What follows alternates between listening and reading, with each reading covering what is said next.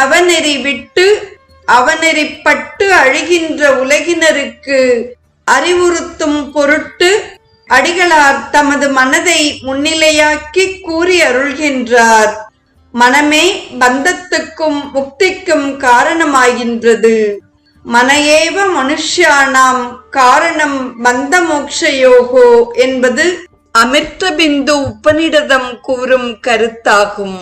மனமானது ஐம்பொறிகளின் வழியே சென்று உலக இன்பத்தை விழைகின்ற பொழுது கீழ்மனம் என்றும், அகநோக்கி சிவத்துடன் ஒன்றும் பொழுது உயர்மனம் என்றும் பெயர் பெறுகின்றது. தவநெறியை மேற்கொள்ளாது அவநெறியை பற்றி அலைகின்ற மனமே, நீ வீணே கெட்டு ஒழிகின்றனையே என்று அடிகளார் இறங்குகின்றார். இக்கருத்தையே மணிவாசக பெருந்தகையும் தனது நெஞ்சத்தை முன்னிலைப்படுத்தி உபதேசிக்கின்ற அருள் பாடலை நாம் சிந்திப்போம்.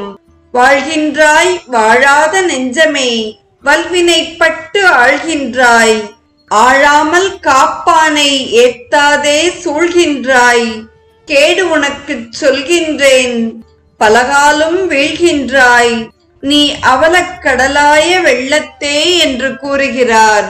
தொடரும் சொற்றொடர் கதி கேள்